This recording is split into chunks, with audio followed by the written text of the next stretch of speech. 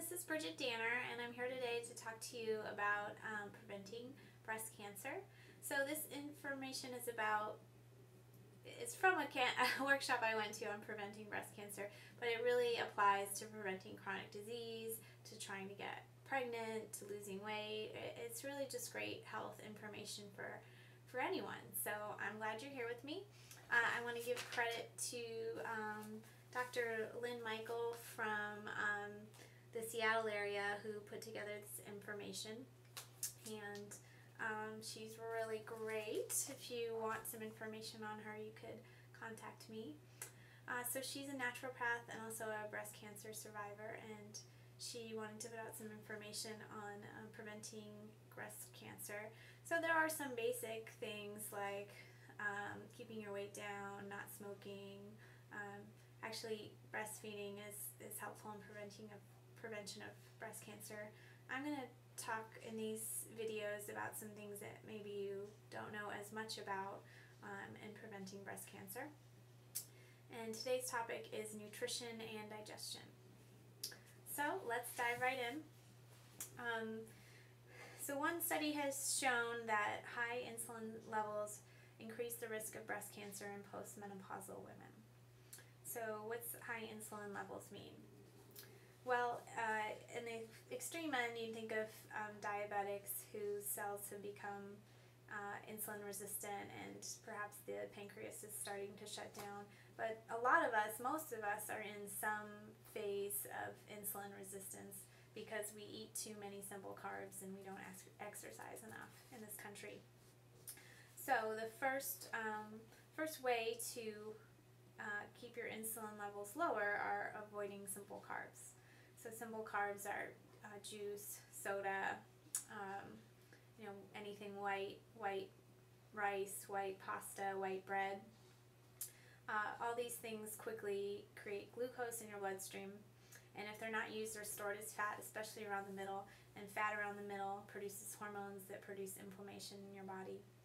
And the other glucose will remain in the bloodstream, and if your cells can't take it up because they don't need the energy, they'll resist it, and that's called the insulin resistance. Another thing that can raise glucose levels is chronic stress, which is another issue in our country. So good diet improves sugar uptake. Just your cells aren't feeling so attacked and more balanced. And exercise also really helps with sugar intake. So insulin has been shown to play a part in cell proliferation and inhibition of cell growth, which are two processes that are related to cancer.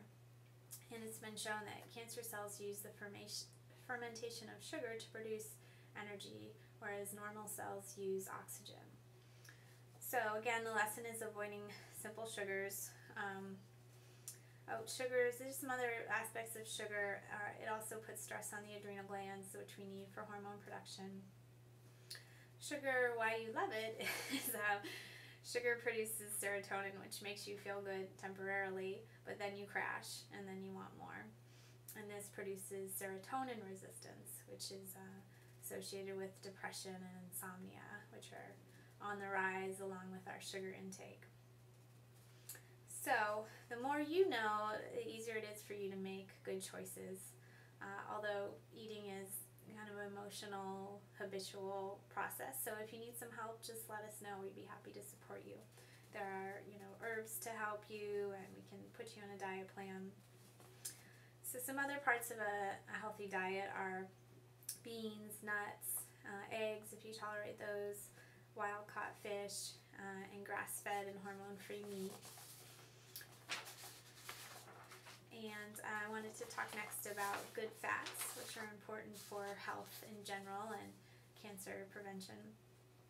So it is okay to have some saturated fats like butter and beef. You do need some saturated fats, so don't just avoid those like the plague.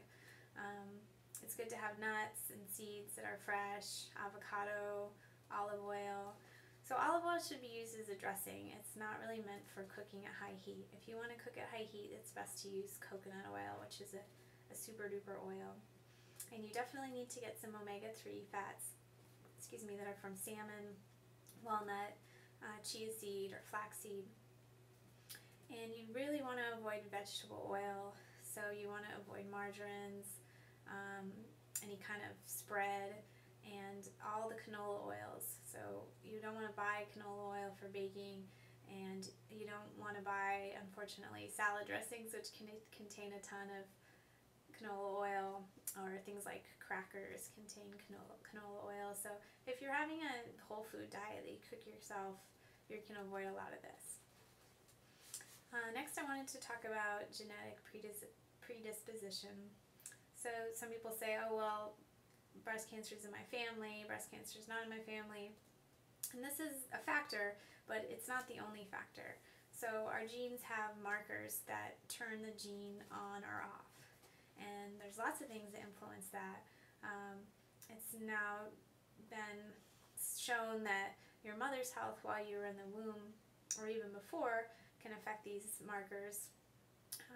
Obviously radiation, environmental exposure can affect these markers, and diet can definitely affect these markers. So whether you have breast cancer in your family or not, why not avoid it by eating the right things that will keep those markers switches the way we want them to be rather than turn them the wrong way. So when they go the wrong way, that's called aberrant gene methylation. And a study had shown that just 12 servings of leafy greens had a 20% reduction in this aberrant gene methylation.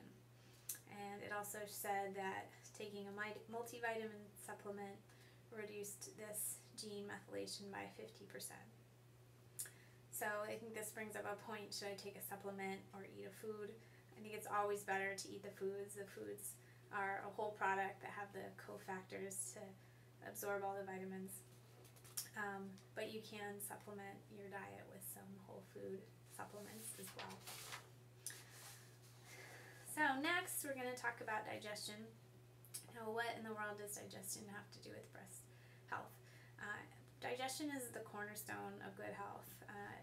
The absorption of nutrients basically make our bodies, so it's really important.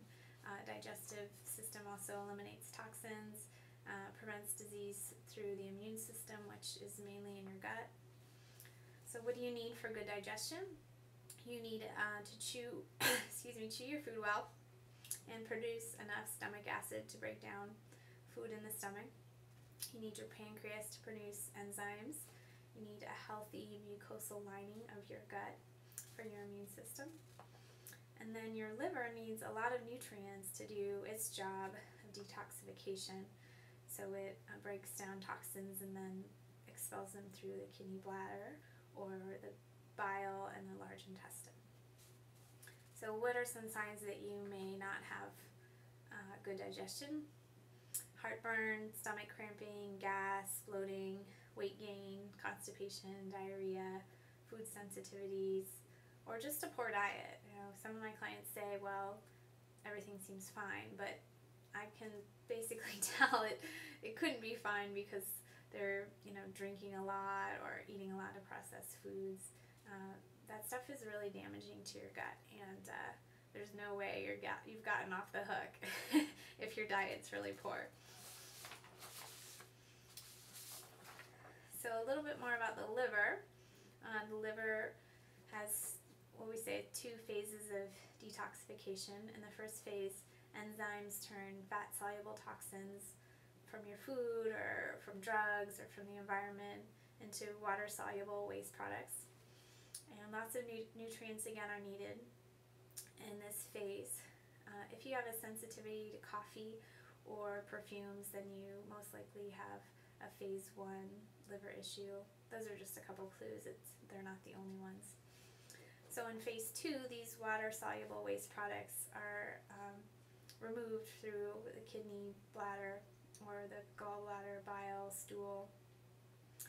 So, ways you can support your liver are to get lots of good whole foods so that it has nutrients and not overburden it with, extra toxins.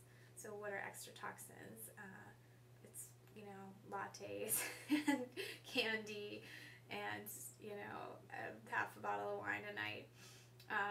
It's just, there's already, our environment is quite toxic, so adding more creates a burden on the liver. So, what other things happen with poor digestion and poor diet? Autoimmune diseases are possible, food allergies, candida, and other parasites of the gut. And all this could cause an overactive immune system. And that's dangerous because that means inflammation is increased. So inflammation is a natural part of an immune response, but when it's constant or it's too high, those inflammatory mediators can again cause cell proliferation, which is involved in cancer. So what can you do if you know that your digestion is poor or that your diet is poor? Well, again, you can stick to a whole food diet and try to eat organic as much as possible, especially higher on the food chain. And if you need help with that, there's lots of resources. There's great nutrition blogs online, and we'd be happy to help you. This is a lot to go through by yourself, so we'd be happy to support you. And twice a year we offer a 3-week detox program, which teaches you how to eat well and healthily, and also supports your liver and your gut in healing. So I hope you learned something today, and I hope you stay tuned for our future videos. If you have any questions, just contact us at Blue Sky Wellness Studio. Thanks a lot. Bye-bye.